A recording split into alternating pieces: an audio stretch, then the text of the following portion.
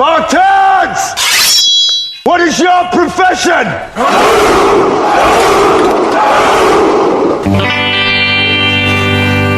Idana, Idana, Idana, Idana, Idana, Idana, Idana, Idana, Cha!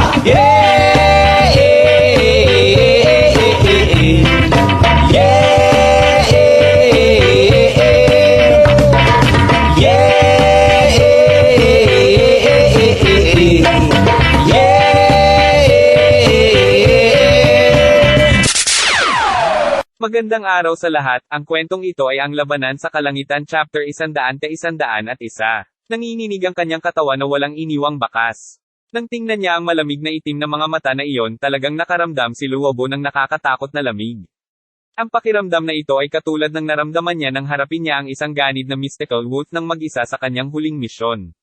Palihim na nilunok ni Luobo ang kanyang laway. Pilit ding nilunok ang pananakot na mga salita na malapit nang lumabas sa kanyang bibig. Napakagaling. Bumuga ng hangin si Luobo na tila may intensyon na palayasin ang nakakahiyang lamig na naramdaman niya. Nakanganga ang kanyang mga ngipin at tumango, nakapagdesisyon na siya. Kung magkakaroon siya ng pagkakataon, kukuha siya ng isang taong maglilinang ng isang magandang relasyon sa batang ito. Walang pakialam na nakatitig kay Luobo, pinag-iisipan ni Xiaoyan kung hahanap ba siya ng pagkakataon na hayaan ang lalaking ito na mawala sa Wutan City upang maiwasan ang gulo sa hinaharap ng isang malambing na boses ng babae mula sa loob ng tent ang naging dahilan ng paglambot ni Xiaoyan. Hehe, ang batang ito ay may napakagandang talento. Sa pagkakataong ito, mukhang nakahanap na ako ng kayamanan. Ang hindi inaasahang boses ng babae ay napakaamo na nagbigay ito ng nakakadurog na pakiramdam. Sa ilalim ng lamang na ito, si Xiaoyan ay nakaramdam ng kaunting kawalan ng pag-iisip sa kabila ng kanyang lakas ng pag-iisip. Pagkaraan ng ilang sandali, sa wakas ay sinundan niya ang pinanggalingan ng boses at tumingin sa tolda. Sa anino ng tolda, isang babaeng nakasuot ng berde ang nakatayong maganda na may ngiti. Mainit ang ngiti sa kanyang magandang mukha at mabilis na nilaibat ng kanyang mga mata ang paligid. Ang lamang sa kanyang mga titig ay parang malinaw na tubig na tahimik na dumadaan, na nagiging sanhi ng pagkalasing ng mga tao sa espesyal na matingkad na kahinahunan ng ginang. Ang babae ay mukhang mas matanda kaysa kay Xiaoyu at sa iba pa. Ang napakalaki at magandang tindig.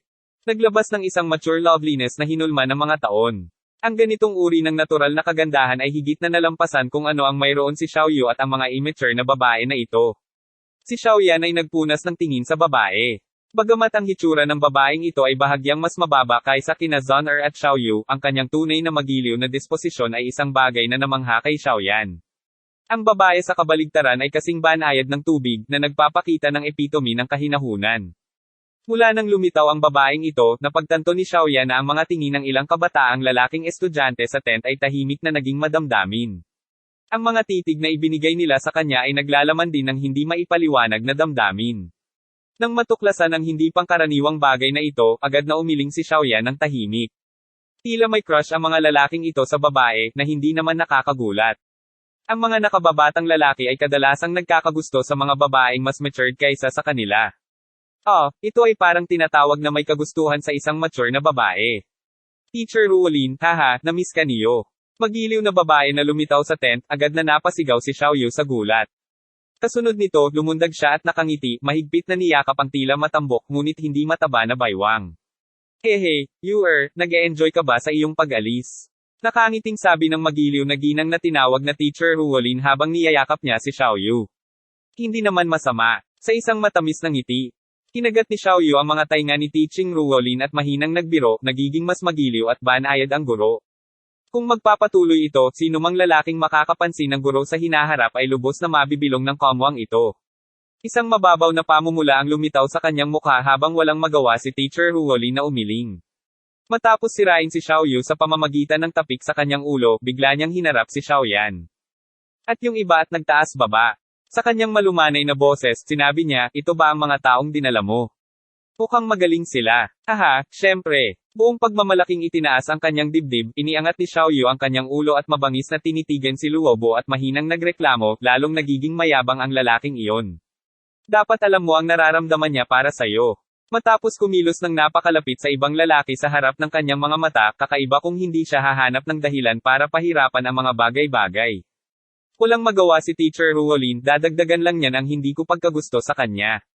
Kinagat ni Xiaoyu ang kanyang mga labi at sinabing. Umiling si Ruolin, binitawan ni Ruolin si Xiaoyu.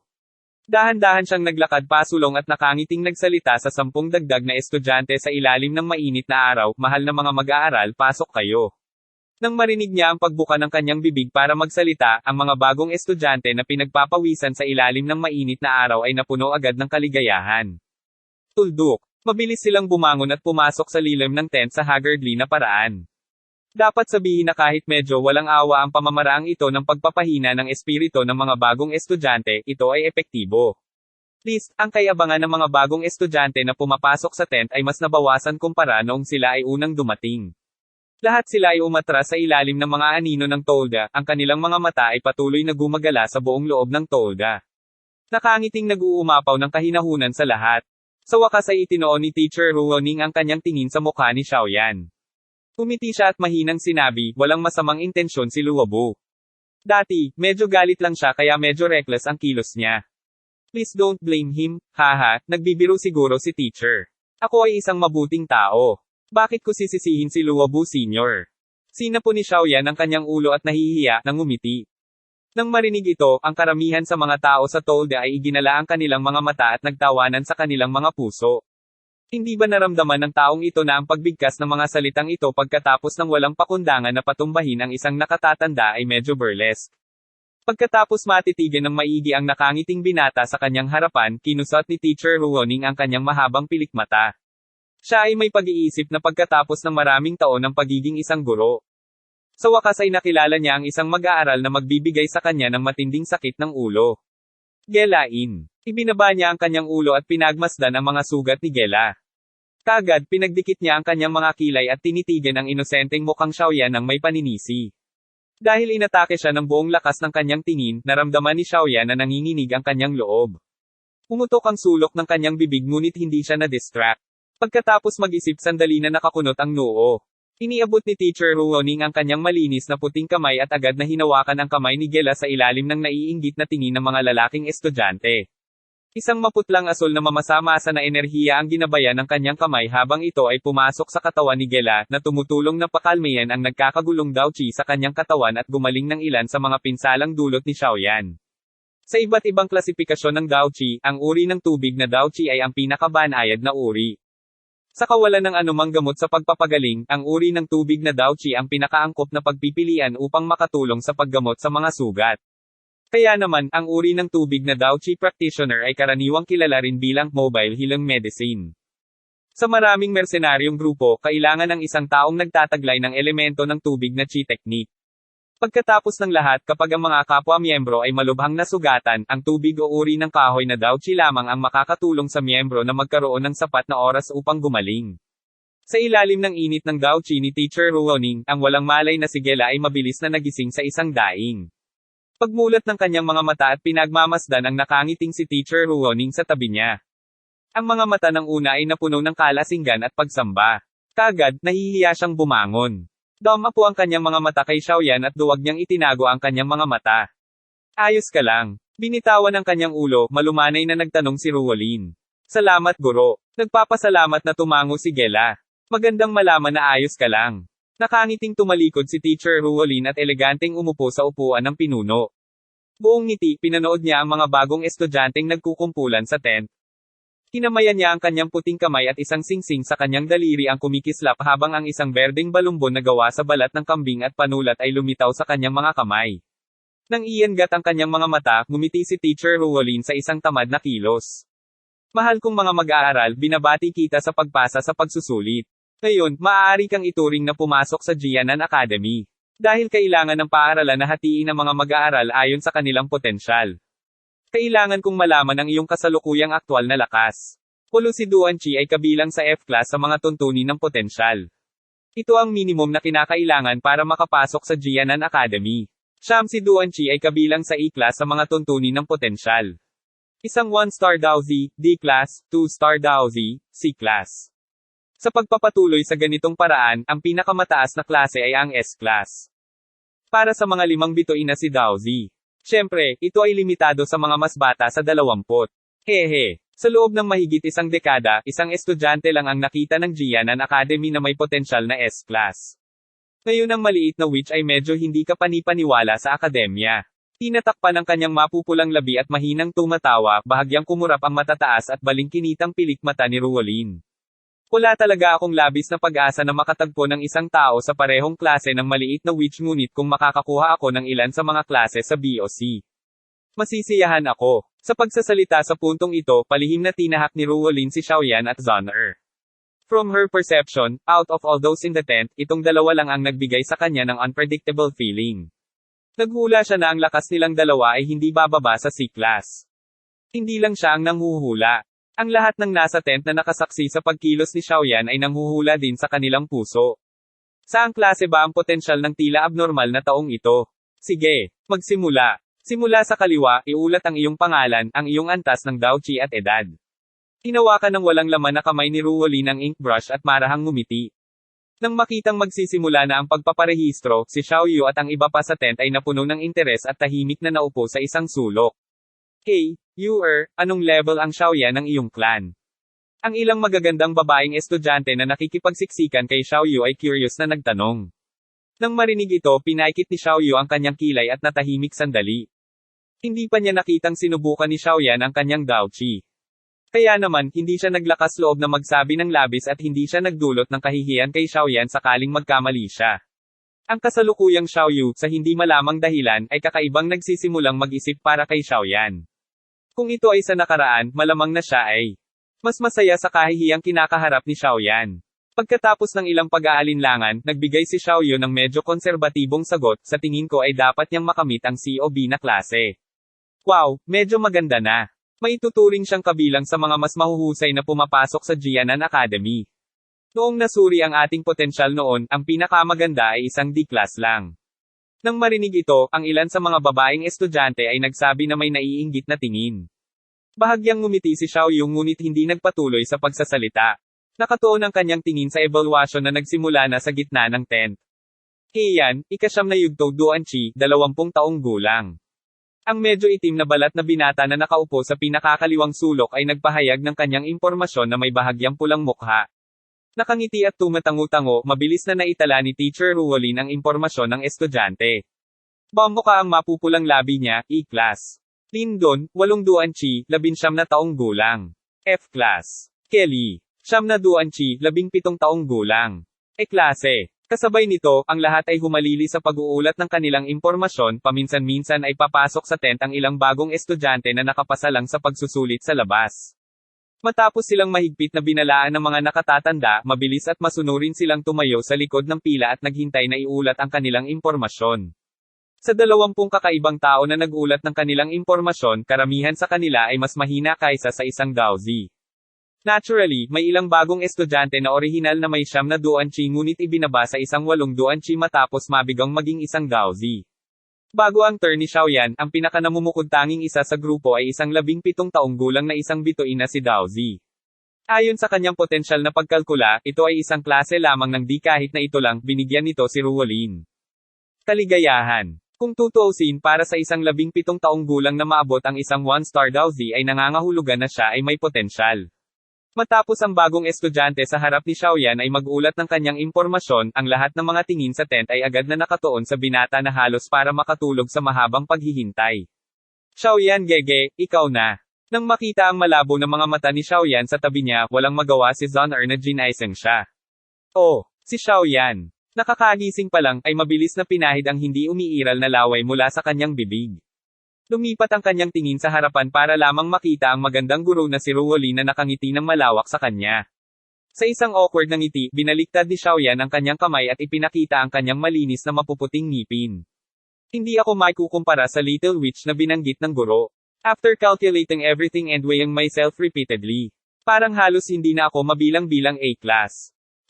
Bahagyang lumabas sa bibig ni Xiaoyan ang medyo nanghihinayang mga salita nang biglang tumahimik ang tent na puno ng mga bulungan. Sa isang sulok na mula ang mukha ni Luobu. Hindi niya inaasahan na ang binatang ito na 16 o 17 taong gulang ay talagang kapantay niya ang lakas. Sa tabi ni Luobu, bahagyang namuti ang mukha ni Gela. Puno ng pait ang mukha niya. Hindi nakakagulat na natalo siya ng husto. Ang taong ito ay isang lobo sa balat ng tupa. Ikaw. Di ba sabi mo sa C or B class lang siya? Bakit ito tumalon sa isang klase ng A sa bawat recruitment ng Jianan Academy, hindi hihigit sa 100 estudyante ang may potensyal na class A? Ang ilang mga babaeng estudyante ay nagbubulungan habang nakanganga silang nakatitig kay Xiaoyan. Nakatitig ng mabuti sa maselang mukha ng binata, si Xiaoyu ay walang magawang bumantong hininga at bumulong paano kung malalaman na ang taong ito ay nagiging mas abnormal. Isang klase. Napakurap-kurap si Ruoli ng mahahabang pilik mata dahil sa pagtataka. Ilang sandali pa, ngumiti siya ng napakatalino. Mukhang nakahanap ako ng kayamanan, totoo iyon. Sa pag-arte na parang isang binibini, si Teacher Ruoning ay mariing kinusot ang kanyang mga mata. Ang kagandahang ito ay naging dahilan ng paglaki ng mga mata ng ilan sa mga lalaki sa tent. Napahawak si Xiaoyan sa kanyang ilong nang biglang tumawa si Zon sa tabi niya. Xiaoyan gege, nakagawa ka na naman ng sensasyon. TSK, alam kong mas malakas ka sa akin. Natatakot ako na ang S-class ay dapat sa iyo. Inilibot ni Xiaoyan ang kanyang mga mata at pumikit. Kung gayon, dapat ba akong magbigay ng maling impormasyon? Sa oras na hindi pa nakaka-recover ang lahat mula sa kanilang pagkabigla, hinayla ni Zon ang damit ni Xiaoyan at palihim na nagtanong. I-report mo lang ang totoong lakas mo. Sa tingin mo magseselos ako sayo. Ang pagpapalom sa akademya ng ilan sa iyong potensyal ay magiging mabuti para sa iyong pag-unlad sa hinaharap. Siyempre, maaaring hindi ka nag-aalala tungkol sa lahat ng ito. Nagkibit balikat si Xiaoyan at ngumiti. Kinagat ni Zon ang kanyang mga labi at tinango ang kanyang maliit na ulo habang kaibig-ibig na sinabi, kung gayon ay makikinig ako kay Xiaoyan gege. Habang nagsasalita siya, humakbang siya pasulong. Umalingaw-ngaw sa buong tent ang maliksi at gumagalaw na boses ng dalaga. Si Xiao Zon, isang 6 na bituin na si Daozi. Edad, 16. Sa upuan ng pinuno, si Ruolin. Nakakataas pa lang ng kanyang panulat bilang paghahanda sa pag-record ng impormasyon ay naramdamang nanigas ang kanyang kamay. Ang maamon niyang mukha sa wakas ay nagpakita ng pagtataka. Ang masiglang boses ng dalaga ay nagdulot ng patay na katahimikan sa loob ng tent. Ang tingin ng lahat ay mapurol na nakatuon sa nakangiting binibini na berde sa tabi ni Xiaoyan. Hindi pa sila nakakabawi mula sa pagkabigla na ibinigay ni Xiaoyan nang tamaan sila ng isa na may mas malaking sorpresa, walang awa na idiniin ang kanilang mga ulo. 6-star Daozi, 16 na taong gulang. Ang ganitong uri ng potensyal ay tila ay lumampas sa klase ng S. Ang talentong ito ay mas dakila pa sa witch na iyon sa akademya. Pinapanood ang tahimik na Tolda, mapait na ngumiti si Xiaoyan at umiling. Ang impormasyong iniulat ni Zon ay lampas din sa kanyang inaasahan. Siya ay orihinal na hinulaan na ang lakas ni Zon ay higit sa 1 bituin na si Daozi. Hindi niya inaasahan na magiging ganito kay Tekot ang babaeng ito. Ang kanyang potensyal ay talagang lumampas sa klase ng S kahit siya ay bahagyang nabigla sa ganitong uri ng kakaibang bilis ng pagsasanay. Sa loob ng tent, si Xiaoyu ay lubos ding natigilan ng marinig ang mga salita ni Zon. Sa bahay ng kanilang angkan, hindi pa niya nasaksihan ang pakikipaglaban ni Zon kaya hindi siya sigurado sa kanyang eksaktong lakas. Bukod pa rito, walang sino man ang nagsabi sa kanya tungkol sa lihim na pagkakakilanlan ni Zon. Sa kanyang mga mata, si Zon ay miyembro lamang ng nakababatang henerasyon sa Xiao Clan na biniyayaan ng mahusay na talento. Hindi niya inaasahan na magiging ganito kahusay ang kanyang talento. Matatagpuan na ng witch sa akademya ang kanyang kalaban. Biglang bumulong si Xiaoyu habang tumatawa ng mapait at umiiling. Sa sulok ng tent, tinitigan ni Luobo at Gela ang dalagang nakasuot ng berde na puno ng takot ang kanilang mga mukha. Paggunita sa kanilang nakaraang pagtatangka sa paggawa ng mga bagay na mahirap, ang malamig na pawis ay agad na lumitaw. Sa kanilang mga puso, tahimik silang nagsasaya. Sa kabutihang palad, hindi talaga sila nasaktan. Ang konting kagandahan ngayon lang. Habang nagagalak ang mag-asawa, gayunpaman, hindi nila alam na mula sa sandaling pinukaw nila si Xiaoyan, nag-iwan na sila ng pinakamasamang posibleng impresyon sa puso ni Zon. Nagtagal ang katahimikan sa tent bago dahan-daang nakabawi ang lahat. Nagpalitan sila ng tingin sa isa't isa, bahagyang bumilis ang tibok ng kanilang mga puso. TSK, hindi ko ine-expect na may makikilala talaga akong bagong student na lampas sa S-class ang potential. Keke, parang ang swerte ko talaga. Ang pagkagulat sa kanyang mukha ay dahan-daang nabawasan habang ang kumikinang na mga mata ni Teacher Ruolin ay nakatitig kay Zon. Pagkaraan ng ilang sandali, bigla siyang ngumiti. Sa pagkakataong ito, ang pinakasikat na bagong estudyante sa Jianan Academy ay walang alinlangan na si Zon. Nang marinig ang pagsusuri ni Teacher Ruolin, ngumiti si Zon ngunit, taliwas sa inaasahan, umiling siya. Dahil natulala sa pagkilos ni Zon-er, hindi tiyak na kinusat ni Ruolin ang kanyang mga mata at nag-aalangan na nagtanong sa hindi makapaniwalang boses. Mayroon pa bang mas kapansin-pansin kaysa sa iyo? Oo, Teacher Ruolin. Malutong na tumango si Zon-er sa kanyang ulo. Ang kanyang mapupungay na mga mata ay nakabuo ng isang buwan na parang ngiti, napaka-cute. Kung ikukumpara sa kanya, hindi maganda si Zon-er. Kumunat ang mga kilay ni Teacher Ruolin nang hindi nag-iiwan ng anumang bakas. Isang 16 na taong gulang na 6 na bituin na si Daozi. Ito ay talagang wala sa mga mata ng taong iyon. Umiling si Teacher Ruolin. Kahit sa kaibuturan ng kanyang puso ay hindi siya naniniwala dito. Tanong pa rin niya, medyo curious, sino siya? Sa tabi ni Zon-er, hindi mapalagay si Xiaoyan nang marinig niya ang kanyang mga salita. Oo naman, pagkatapos magtanong ni Teacher Ruolin, tahimik na ikiling ni Zon-er ang kanyang magandang mukha, puno ng kalokohan ang kanyang mga mata habang nakatitig kay Xiaoyan. Sinundan ng lahat ng tingin sa tent ang linya ng paningin ni Zon-er, sa wakas ay dumapo kay Xiaoyan na walang magawang sumuko. Nang makita ang taong itinuro ng tingin ni Zon-er, si Teacher Ruolin ay natigilan saglit nang sinabi niya, Zon-er, ang talento ni Xiaoyan ay talagang pambihira. Ang potensyal ng klase ng A ay maglalagay sa kanya sa nangungunang 100 mga bagong estudyante sa akademya. Pero, mas mahina pa rin ito kaysa sa iyo.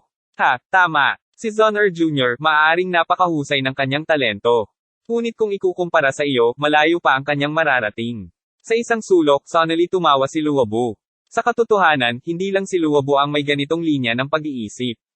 Sa loob ng buong tent, maliban sa 2 o 3 tao, ang iba ay lahat ay kainahinalang nakatingin kay Xiaoyan. Pagkatapos ng lahat, ang potensyal ng klase ng A ay talagang napakalakas ngunit ang potensyal ni Zon-er na lumampas sa isang klase ng S ay lubhang mas malakas.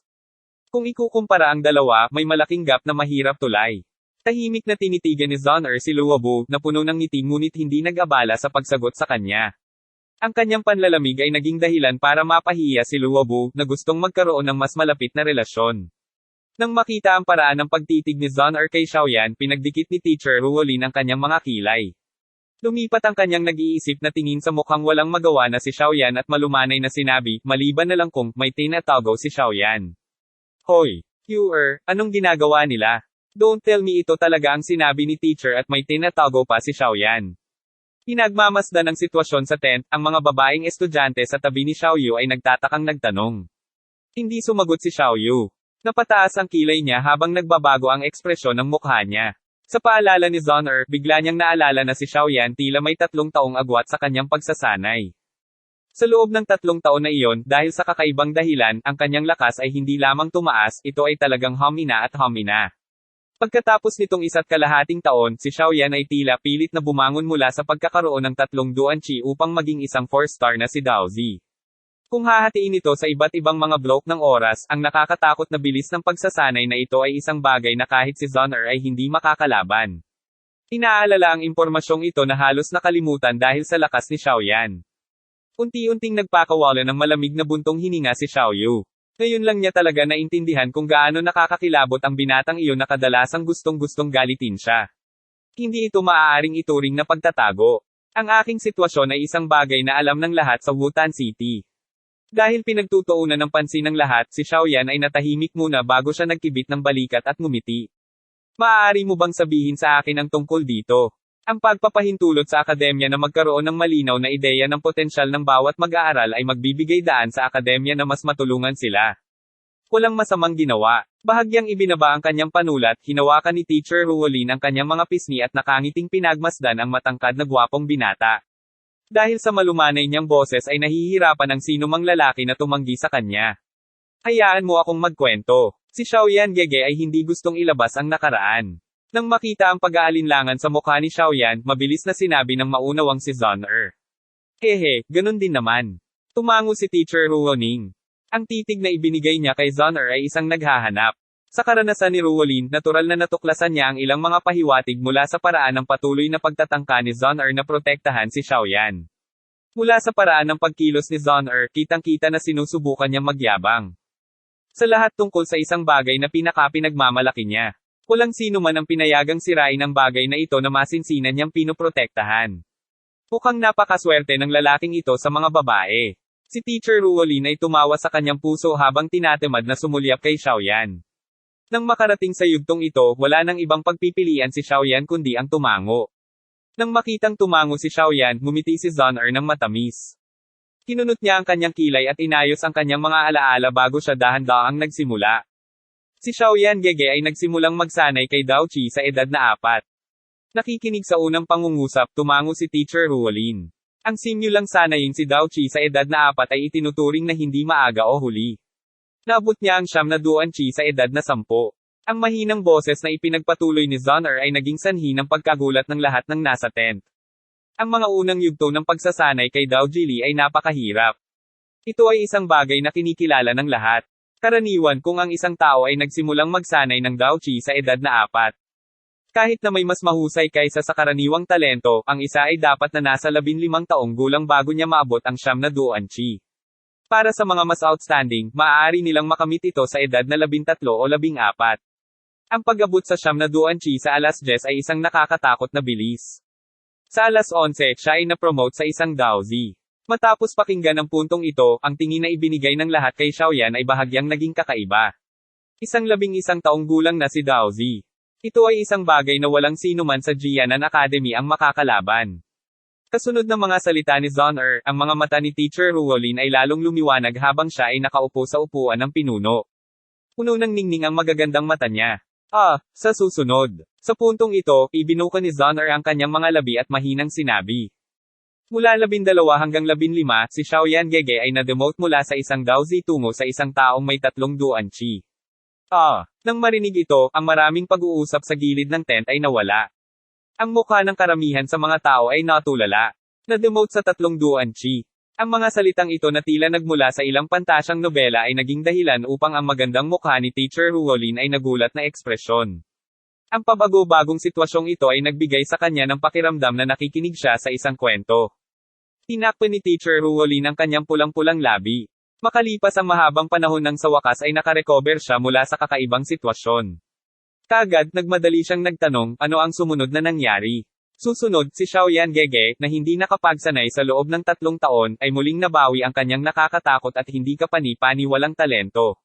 Pagkaraan ng kanyang 15 taong gulang, nagawa niyang bumangon mula sa pagkakaroon ng 3 Duan Qi tungo sa isang 4 na bituin na Daozi sa loob ng 1.5 taon. Nakabusangot ang kanyang maliit na bibig, nakangiting sinabi ni Zhon'er, kaya, ang kasalukuyang lakas ni Xiaoyan Gege ay resulta ng kanyang 1.5 taon ng pagsasanay habang ang aking lakas ay resulta ng 16 na taon ng pagsasanay. Madali mong matukoy ang mas malakas sa mas mahina. Nang huminto ang mga salita ni Zhon'er, lahat ng tao sa tent ay muling huminga ng malamig. Bawat titig na nakatutok kay Xiaoyan ay puno ng pagkabigla sa kanyang nakakatakot na talento. Sa isang sulok, pilit na nilunok ni Luobo at Gela ang kanilang laway. Nagkatinginan sila, nakita ang takot sa mga mata ng isa't isa. Pinaikit ni Teacher Ruolin ang kanyang mga mata at unti-unting bumantong hininga. Dahan-dahan niyang iminulat ang magagandang mata at tinitigan ang binata. Sa malumanay na boses, sinabi niya, sa hindi inaasahan, ikaw ang pinaka. Nakakatakot sa lahat, Silent Boy. Kung walang sinabi si Zhon'er sa pagkakataong ito, talagang nakatakas ka ng hindi napapansin. Ayun po, dito nagtatapos ang kabanatang ito, abangan na lang po ang susunod na kabanata, please subscribe, like and share, maraming salamat po. Bye Karmaki!